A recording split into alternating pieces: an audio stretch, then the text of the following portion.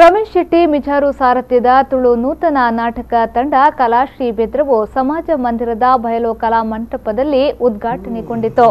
ಮಾಜಿ ಸಚಿವ ಕೆ ಅಭಯಚಂದ್ರ ಜೈನ್ ಅವರು ಕಲಾಶ್ರೀ ಬೆದ್ರ ತಂಡವನ್ನು ಉದ್ಘಾಟಿಸಿ ಮಾತನಾಡಿ, ತುಳು ನಾಟಕಗಳು ಕಲಾವಿದನಲ್ಲಿರುವ ಪ್ರತಿಭೆಯನ್ನು ಅನಾವರಣಗೊಳಿಸುವುದಲ್ಲದೆ ಜನರಿಗೆ ಮನರಂಜನೆಯ ಜೊತೆಗೆ ಉತ್ತಮ ಸಂದೇಶವನ್ನು ನೀಡುತ್ತದೆ ಎಂದು ಹೇಳಿದರು।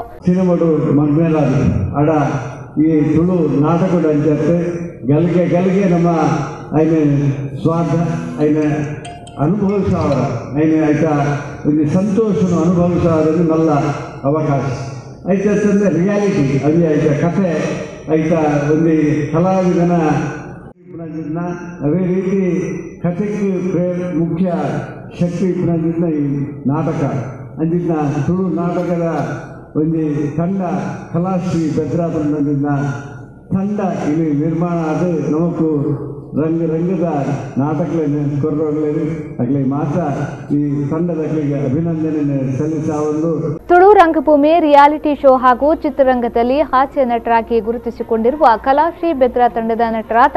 ಪ್ರವೀಣ್ ಮರ್ಕಮೆ, ನಿರಂಜನ್ ಎಸ್ ಕೊಂಡಾಣ ಹಲವಾರು ನಾಟಕಗಳಿಗೆ ಸಂಗೀತ ನೀಡಿರುವ ತಂಡದ ಸದಸ್ಯ ಸುಧಾಕರ್ ಶೆಟ್ಟಿ, ಹಿರಿಯ ಕಲಾವಿದ ಹೊನ್ನಯ್ಯ ಮತ್ತು ವಿವಿಧ ನಾಟಕಗಳಲ್ಲಿ 25 ಬಾರಿ ಬಣ್ಣ ಹಚ್ಚಿರುವ ತಂಡದ ಕಿರಿಯ ಕಲಾವಿದೆ ಸ್ವಪ್ನ ಎಸ್ ಕೋಟ್ಯಾನ್ ಅವರನ್ನ ಈ ಸಂದರ್ಭದಲ್ಲಿ ಸನ್ಮಾನಿಸಲಾಯಿತು।